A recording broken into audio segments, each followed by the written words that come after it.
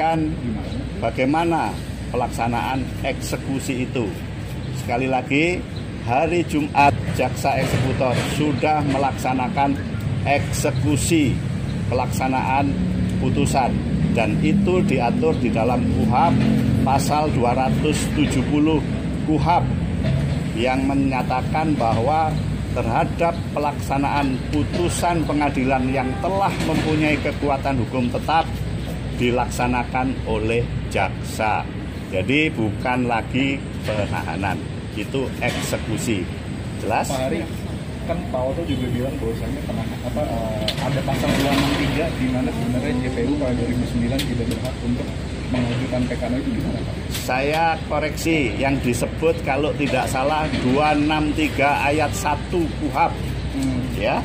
Kalau bicara 263 ayat 1 KUHP, maka di situ jelas yang bisa mengajukan kasasi terpidana atau ahli warisnya. Kalau 263 ayat 1, pasal 263 tidak hanya ayat 1, ada ayat 2, ayat 3. Silahkan baca di 263 ayat 3. Oke?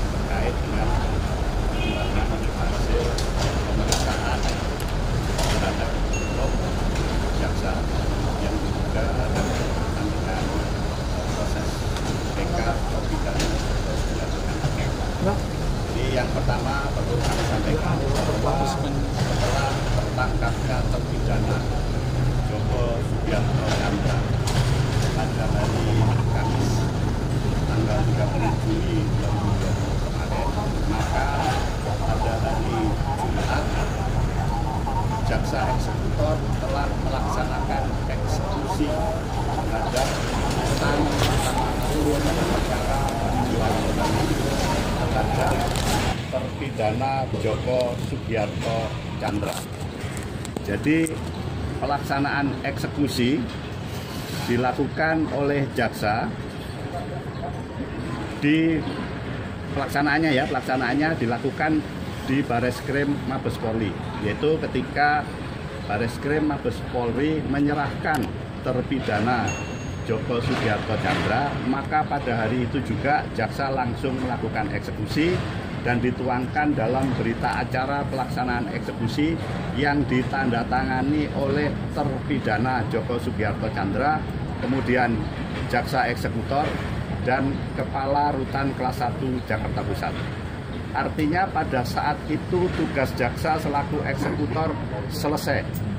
Terhadap penempatan napi atau narapidana mau ditempatkan di mana, itu sudah menjadi wewenang Direktorat Jenderal Pemasyarakatan. Jadi kami ulangi, tugas jaksa dalam hal ini adalah eksekusi terhadap putusan peninjauan kembali nomor 12 tahun 2009. Jadi tidak ada istilah penahanan.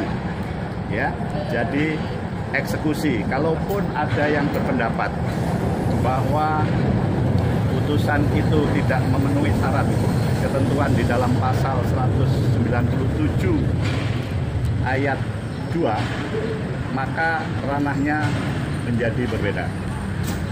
Sudah ada putusan Mahkamah Konstitusi nomor 69 kalau tidak salah ya, tahun 2012, bahwa terhadap putusan yang tidak memenuhi katakanlah pasal 197 ayat 1 huruf K itu tidak menjadikan batal demi hukum.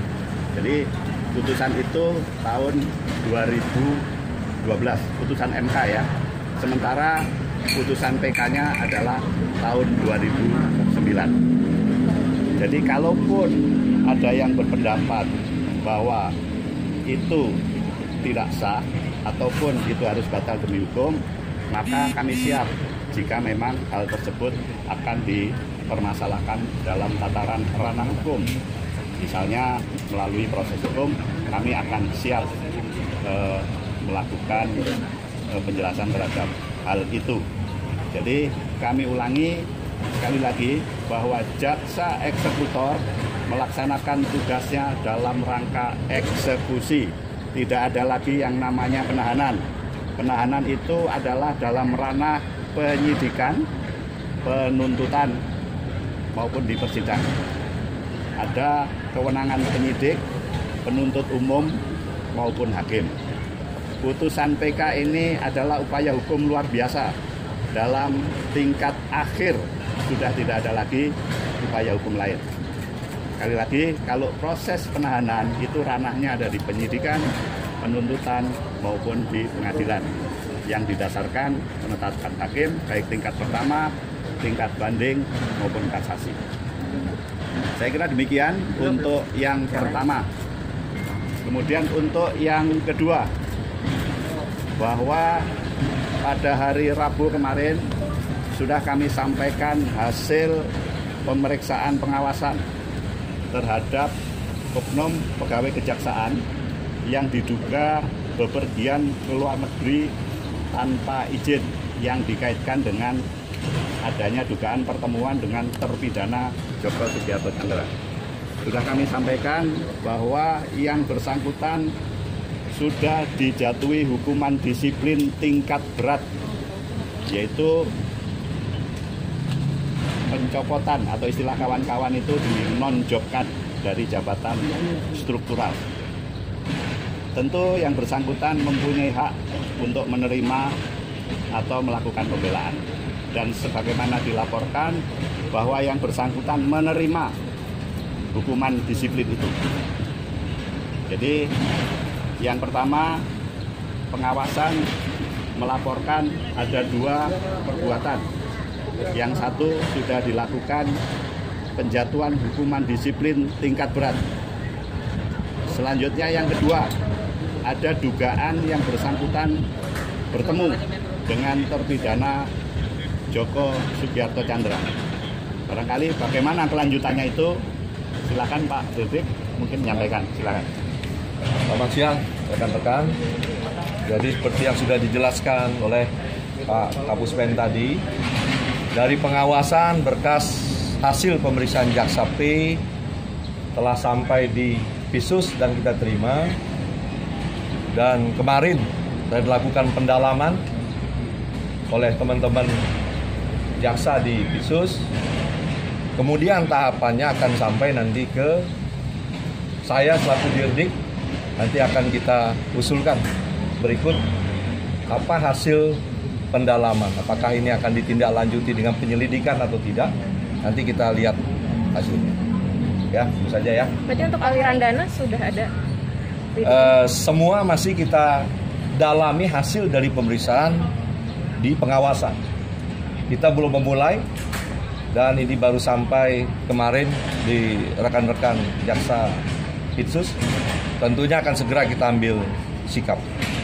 Bagaimana dari hasil pendalaman pemeriksaan dari pengawasan tersebut. Ya. Kalau untuk aliran dana ini nanti akan berkoordinasi dengan KPK juga, Pak? Kita akan perdalam dulu lah. Yang jelas kita akan transparan, yang jelas kita sudah tindak Jaksa P tersebut. Dan tentunya ini juga akan kita putuskan apakah Jaksa P juga terlibat atau tidak di sisi pidananya. Tentunya dari kita akan kita perdalam. Ya. Semuanya nanti akan kita perdalam. Ini karena sudah sampai di Pisus dan kemarin sudah saya sampaikan ke timnya untuk memperdalam apa yang menjadi hasil pemeriksaan pengawasan. Setelah itu kita bersikap. Ya. Tapi sejauh ini motif udah ada belum sih Pak? Kalau memang dia bertemu untuk meminta bantuan, untuk bantuannya apa yang bisa diberikan si Jaksa P ini?